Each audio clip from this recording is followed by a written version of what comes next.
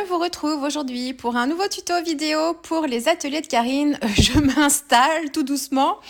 Aujourd'hui, je vais vous proposer un petit projet. Coucou. Oui, je vais vous proposer un petit projet qui va vous replonger peut-être un petit peu quelques années en arrière, puisque à l'heure du tout numérique, aujourd'hui, on fonctionne beaucoup tout numérique, on envoie tout, on dématérialise tout. Et là, je vais vous proposer de retourner à vos courriers et d'envoyer des petits souvenirs, on verra ça à la fin, des petits souvenirs, des petites choses, des petites cartes postales et de retourner voilà, aux envois de courrier pendant les vacances. Et donc pour ça, en vous proposant de créer de jolies enveloppes customisées avec la dernière collection des ateliers de Karine, Sable d'Or. Alors, moi pour ça, pour faire mes petites enveloppes, je m'aide d'un petit outil qui est très pratique, qui n'est pas indispensable. C'est juste que du coup, ça fait des plus jolies finitions d'enveloppes, mais autrement, ça peut se faire très bien sans ça. Donc, un petit outil de Wear Memory Keeper qui vous permet en fait d'avoir des différentes modèles d'enveloppes de gabarit. Alors, on peut faire plein de tailles différentes avec cet outil-là. Ça peut aller du 5,1 cm par 9 cm à la taille la plus grande. La plus grande, c'est 15,2 par 21,6 par exemple. Donc là, j'ai fait un modèle intermédiaire pour me permettre aussi de découper un papier dans un bloc de papier que j'avais. Donc là, mon papier, il fait 20 cm par 20 cm. Ce sont que des formats carrés ici. Et ensuite, quand je vais utiliser le petit outil, ça me permet de faire une enveloppe qui fait 10,2 par 14 cm. Limite, peu importe, hein, c'était juste histoire d'avoir une enveloppe pas trop petite ni trop grande. Je vais en faire une grande après, juste après. Alors, j'utilise ici un papier aquarelle. Alors, c'est pas un papier aquarelle de très grande qualité. C'est un papier aquarelle en plus en 200 grammes, je crois. Pas trop épais. Un papier en cellulose. Voilà. Donc, je vais travailler la mise en couleur à l'aquarelle. Je vais faire des fonds, mais s'il y a des auréoles, s'il y a tout ça, ça me gêne pas. Au contraire, je trouve d'ailleurs que ça apporte un petit effet plutôt sympathique. Et alors, sur la première enveloppe, je vais faire une petite scène un petit peu exotique. Donc, je travaille avec la planche de tampons qui s'appelle Feuille d'été. Et alors, j'aime beaucoup le motif de feuille de banane, là. Donc, je l'ai répété, c'est mon motif principal. Je l'ai retamponné sur un petit morceau de post-it pour pouvoir me faire un masque. Là, c'est ce que je suis en train de repositionner. Et en fait, je viens compléter ma scène avec des feuilles un petit peu plus petites qui vont venir en arrière-plan. Ça, c'est la petite technique du masque. C'est une technique très, très classique en scrapbooking. Et donc, je viens utiliser deux motifs de feuilles de palmier qui sont aussi sur cette planche de tampon feuille d'été. Et puis, tout en haut, c'est un motif de feuilles plein que je tamponne juste pour compléter. Il me restait un petit espace tout en haut. Vous me voyez avec deux post-it. Alors, le post-it le plus grand, en fait, c'est juste pour me matérialiser l'emplacement du nom et de l'adresse quand j'enverrai mes petites enveloppes. Donc, voilà, ça n'a pas trop d'importance parce que je fais ma scène après sans le morceau de post-it, mais c'est juste en termes de composition pour que je laisse un petit peu d'espace sans tampon à cet endroit-là. Bon, au pire, après, on peut mettre une étiquette, mais c'est pas forcément le but là de mon idée. Donc voilà, et le deuxième petit post-it en haut, c'est pour la place du timbre. Alors, en gros, ça doit faire à peu près ça. Voilà, donc c'est juste voilà, pour que visuellement, je l'imagine bien à cet endroit-là et que je laisse un peu de place. Alors, la mise en couleur, je travaille avec mes aquarelles Daniel Smith ici.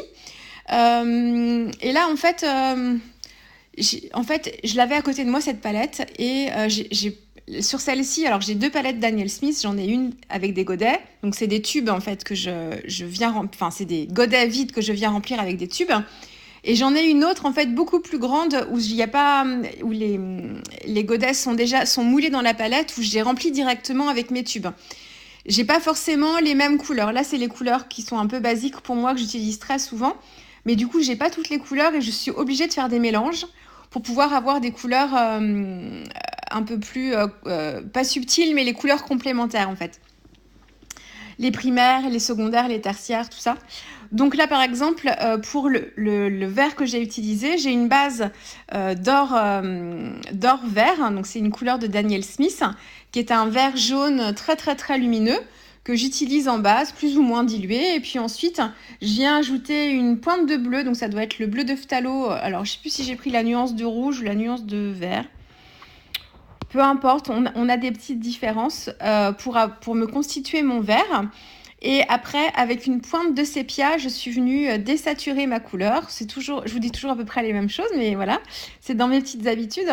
Je suis venue désaturer la couleur pour travailler un petit peu maison, et puis j'y vais comme ça. Alors, attention, c'est pas du papier 100% coton, et en plus, mon papier, donc cellulose, n'est pas très épais. Donc, ça tolère l'eau. Là, il a fait le job sans problème, celui-ci. Je ne pourrais pas vous dire la marque. Je sais plus quelle marque c'est. C'est pas une marque que j'utilise beaucoup, donc mais voilà, j'aimais bien à la fois le grammage et puis le fini aussi du papier. Il a un tout petit peu de grain, pas beaucoup. Enfin bon, bref. Mais bon, à la limite, là, peu importe le papier. Vous pouvez travailler sur un papier mix média aussi, hein, donc bon, il y aura un petit peu moins de fusion avec le mix média. Si vous prenez le Payton, par exemple, il fonctionne très très bien. Mais il n'y aura pas de grain du tout, et puis ce sera un petit peu différent, mais ça fonctionne très très bien aussi. Donc voilà, donc là avec cette palette là, du coup j'ai pas de vert dans cette palette à part mon or vert. Donc c'est d'ailleurs étrange, hein, parce que c'est d'habitude c'est le vert que j'ai en très grande quantité en termes de godets, mais là pour la palette Daniel Smith c'est pas le cas, pas dans celle-ci en tout cas. Et donc ça justement, c'est un très bon exercice pour vous faire travailler vos mélanges, c'est de composer votre propre verre en faisant les mélanges. Donc le vert, c'est du jaune et du bleu. Après, tout dépend du jaune et tout dépend du bleu. Vous obtiendrez plein de nuances de vert différentes en fonction du type de jaune et du type du bleu que vous utilisez. Et après, c'est en fonction de la quantité de bleu et quantité de jaune que vous allez prendre. Bon là j'ai pas utilisé le jaune, c'est vraiment mon or vert qui est en base et ensuite je suis venue ajouter du bleu. Alors ça c'est ma mise en couleur, alors je l'ai pas, vous verrez que là, enfin je l'ai agrémenté à la fin, vous verrez ça sur les visuels à la fin parce que au début, voilà, mon enveloppe c'était ça, c'était une mise en couleur sur fond blanc avec du vert et un tamponnage avec les petites pancartes et puis c'était tout. Et je trouvais ça... ça manquait d'intérêt en fait. Je dis ça fait un peu pauvre ça. Pourtant quelquefois quand on est dans le clean, ça fonctionne très bien, mais là l'équilibre n'était pas respecté pour que ce soit un clean. Enfin, voilà, ça peut être clean, mais le clean and simple, c'est pas si évident que ça parce qu'il faut réussir à provoquer un intérêt quand on regarde sa réalisation avec peu d'éléments ou peu de couleurs et ça c'est tout un art. Donc là ça me convenait bien, mais je pense que c'est parce que j'ai peut-être 2 motifs de feuilles aussi seulement. Ça manque de variété. Donc, pour l'instant, pour moi, elle est à ce stade-là, elle est terminée, mais je vais y revenir après. Je vous expliquerai sur les visuels ce que j'ai fait. Et alors là, je fais un deuxième modèle d'enveloppe, beaucoup plus grand cette fois-ci. Là, je voulais travailler sur un plus grand format. Donc, mon papier carré, là, il fait 27,9 par 27,9. Je crois que c'est ça. Oui. Oui, c'est ça. Je réfléchis après, peu importe à la limite, mais ça me permettait d'avoir, oui, j'ai fait la plus grande taille possible et ça me permettait d'avoir une enveloppe à la fin fermée. Enfin, la taille de la carte à l'intérieur, hein, c'est ce qui est précisé sur l'outil We Are Memory Keeper, de faire une carte de 15,2 par 21,6, donc un grand format. Donc la même chose, et là je viens travailler d'abord mon fond avec mes aquarelles. J'utilise du bleu d'Indentrend, c'est ma couleur de bleu préférée. Elle n'a pas tout à fait la même nuance entre les couleurs Sennelier et les couleurs Daniel Smith, parce que moi c'est les 2 marques que j'ai dans cette couleur-là. On s'en rapproche, mais celle de Daniel Smith a un côté un petit peu... Il y a une pointe de rouge dedans en fait, on sent vraiment que voilà, ça tire un peu vers le violet. J'aime beaucoup cette couleur. Et là, qu'est-ce que je fais? Je veux quelque chose de flou. J'utilise des pinceaux Black Velvet. Je les teste depuis plusieurs mois et j'en suis super contente. Et comme vous allez me demander quelle taille j'ai utilisé, alors le souci, c'est que j'en ai un ici et j'ai pas l'autre. Voilà, je suis allée les chercher du coup, pardon. Alors, pour faire mon fond, j'ai une taille 12. Alors, qu'est-ce qu'ils ont de particulier, ces pinceaux-là, Black Velvet? C'est qu'en fait, ils sont en poils mixtes. Vous avez à la fois des poils naturels et des poils synthétiques. Et en fait, moi qui aimais beaucoup mon petit pinceau langue de chat là, dont je vous parle beaucoup, de chez Raphaël, et ben en fait, je trouve qu'avec celui-ci, pour faire les fonds, donc ma taille 12, il glisse sur le papier avec l'aquarelle et l'eau. Il fait des jolis flous. Je l'aime énormément. Là, je l'ai testé sur plusieurs réalisations et je l'adore vraiment beaucoup, beaucoup, beaucoup. Ça, c'est la taille 12. Et après, alors, j'ai plein de tailles différentes. J'ai une toute petite taille, la taille 0 pour faire tous les détails. Et puis après, j'ai une taille, si ça vous intéresse, une taille 4, une taille 6 et une taille 8. Je vais pas au-delà du 12 parce que je les utilise peu, les pinceaux qui sont plus gros, mais il me semble que ça existe aussi. Donc voilà, et donc mon fond, je vais dans le flou, hein. Donc je prends d'abord de l'eau, j'essaye de garder des zones un peu blanches. Ensuite, je viens chercher une couleur de bleu d'un entraîne assez diluée. Je commence à travailler en tapotant mon pinceau, en essayant de faire rouler mon pinceau aussi sur mon papier pour avoir certains effets. Et puis au fur et à mesure, je monte en intensité en prenant une couleur d'aquarelle de moins en moins diluée. Donc voilà, et je veux un ciel. Là, je travaille avec, voilà, vous voyez, je travaille avec l'avion.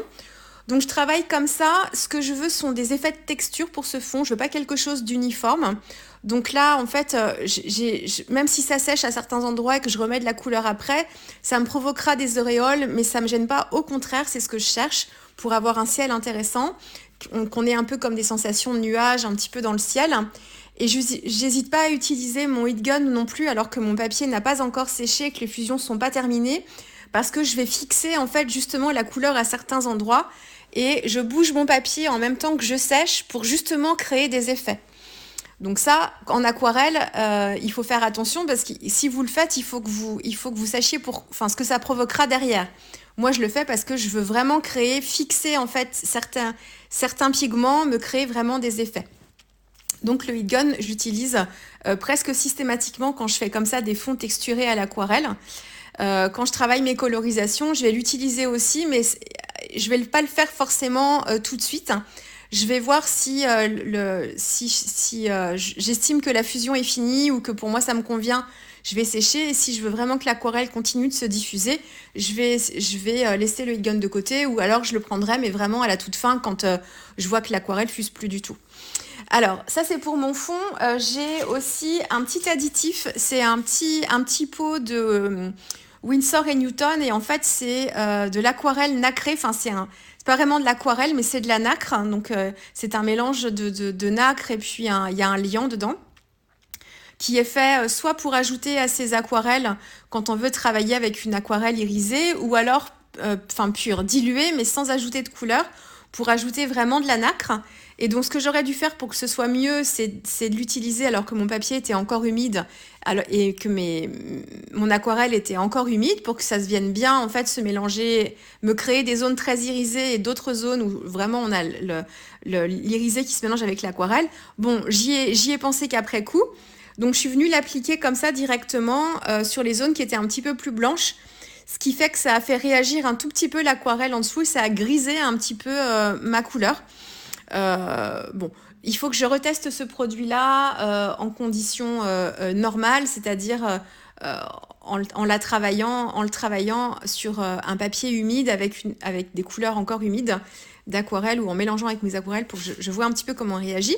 Mais du coup, vous verrez ça peut-être plus facilement sur les visuels à la fin. Il y a un côté super, super irisé. J'ai travaillé mon petit avion. Alors, je l'ai tamponné d'abord parce que je voulais matérialiser sa position sur mon enveloppe. Et ensuite, je l'ai retamponné sur le même papier aquarelle que j'ai utilisé pour mon fond, en le travaillant dans une dominante de blanc. Et j'ai juste travaillé les ombres avec un petit peu de gris pour qu'il ressorte un tout petit peu. Et puis, il y a un petit... Est-ce que j'ai mis de la nacre un peu? Non, j'ai pas mis de nacre là. Là, vous voyez d'un petit peu plus près. Et le Let's Go, donc cette planche de tampon, elle s'appelle Let's Go, justement. Et le Let's Go, il est super pratique parce qu'en fait, quand vous le tamponnez, vous avez le petit liseré noir tout autour. Et du coup, moi, j'ai choisi de laisser une toute petite marge blanche tout autour pour que ça ressorte bien. Et puis, alors là, vous voyez, moi, ce que je compte faire, c'est envoyer en fait des photos. Donc, c'est pas envoyer forcément des cartes pendant que je suis en vacances, mais c'est envoyer des photos souvenirs de mes vacances à ma petite mamie, voilà, pour qui, voilà, elle a pas de téléphone et le numérique pour elle, voilà. C'est plutôt compliqué, donc histoire d'envoyer des petites photos souvenirs, quitte à agrémenter aussi le dos de mes photos avec un papier imprimé. Donc dans mon idée, c'est vraiment ça. Alors je pourrais en utiliser certaines pour envoyer des cartes Après, je suis pas sûre que le format que j'ai choisi pour la plus petite correspond à un format de carte postale, par contre. Mais dans mon idée, c'était vraiment pour envoyer des photos ou pour envoyer des petits mots aux copines aussi. Moi, je sais que j'apprécie toujours recevoir du courrier. Aussi, quand on a des enfants dans notre entourage, les enfants, ils adorent recevoir du courrier à leur nom. Donc, c'est pareil, voilà, si vous avez vos petits-neveux, vos petites nièces, des enfants dans votre entourage, leur envoyer un petit mot par courrier aussi, ils adorent ça. Donc, d'avoir une petite enveloppe customisée, c'est plutôt sympa. Et donc, vous avez vu sur les visuels, la petite enveloppe que j'ai travaillée avec mes feuilles de palmier.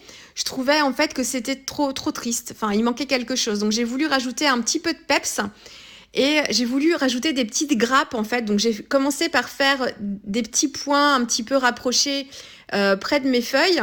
Et puis, je trouvais du coup que ça faisait des touches de rouge, mais on se demandait un peu ce que ça venait faire là.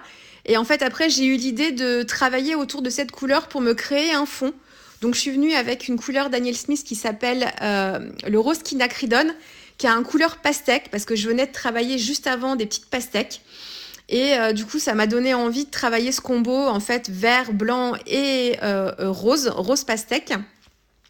Donc, je suis venue compléter là où j'avais fait mes petites grappes. Je suis venue compléter en travaillant mon fond, donc entre les feuilles de palmier, les feuilles de bananier aussi, et travailler des effets de texture là encore en rajoutant, en diluant, en rajoutant des couleurs plus foncées, en venant créer pareil des effets de taches et des effets de marque. Et je suis venue aussi travailler, donc je travaille mon enveloppe ouverte et je viens travailler aussi les rabats, donc ce qui viendra se cacher derrière, comme là ce que vous voyez. Je trouve que c'est joli quand on tourne l'enveloppe de regarder un petit peu, d'avoir un effet comme ça aquarellé. Donc j'ai fait pareil aussi avec la petite enveloppe avec les feuilles de bananier. Et alors sur mon enveloppe bleue avec les avions, j'ai complété ma mise en scène avec la planche de tampon timbre. Elle s'appelle comment ? Ah bah je ne l'ai pas ramenée, si elle est là. Elle s'appelle Complètement timbrée. Et du coup, j'ai complété comme ça pour travailler un petit peu le coin en haut à gauche de mon enveloppe. Voilà, bah écoutez, j'espère que ce petit ensemble d'enveloppes customisées vous aura plu. N'hésitez pas à en faire de votre côté aussi. N'hésitez pas à me taguer quand ça vous inspire et que vous faites vos versions. J'adore voir ce que vous faites. Donc, n'hésitez pas à me taguer et à taguer aussi la marque Les Ateliers de Karine pour qu'on puisse voir vos petites merveilles. Voilà, je vous dis à très vite. Peut-être pas encore bonnes vacances. Je vais peut-être revenir d'ici là. En tout cas, à très vite. Au revoir.